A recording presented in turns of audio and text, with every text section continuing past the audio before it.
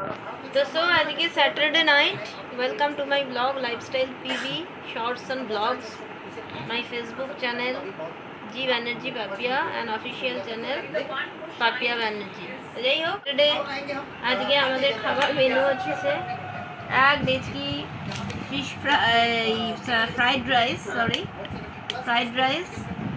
আর এই যে দেখা যাচ্ছে আমার এটা যদিও আমি করিনি, আমার রান্নার লোক করে দিয়ে গেছে। ফ্রাইড রাইস আছে আর তার সাথে আছে এটা কিন্তু চিলি চিকেন নয়, এটা কিন্তু মাটন কষা।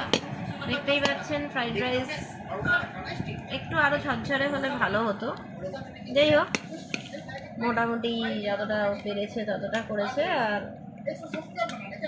বাড়ির জন্য মোটামুটি ঠিকই আছে, অনেকটা করেছে।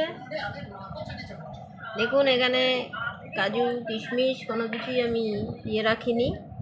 এবার খেয়ে দেখতে হবে এটা কীরকম, কীভাবে খেয়ে দেখা যাবে। আর ইন্ডিয়া আজকে T20 জিতে গেছে ওয়ার্ল্ড কাপ, তো কংগ্রেস। এখন খাওয়া দাওয়া একটু ভালো করেই করা যাক ইন্ডিয়ার চ্যাম্পিয়ন হওয়ার আনন্দে। তাই যে আমি এখন ফ্রাইড রাইস করছি, আর ফ্রাইড রাইস তো হলো, এবারে তার সাথে মাটন কষা দেখতেই পাচ্ছেন, বড় বড় করে আলু দিয়ে করা, একদম স্পাইসি। ঠিক আছে, তার সাথে সাথে রেয়াজি মাটন আমি নিজে নিয়ে এসেছি। আমি একটু খেতে ভালোবাসি মানে এই নয় আমি একদমই বেশি খেতে পারি না, কিন্তু আমার নানা রকম টেস্ট করতে ভালো লাগে। যাকে এখন আমরা খাওয়া দাওয়া করছি, আর এরপরে দেখাতে থাকবো আরও কি করব না করব, আর টেস্ট করে বলছি কেমন হয়েছে খেতে। চলো খেয়ে নাও।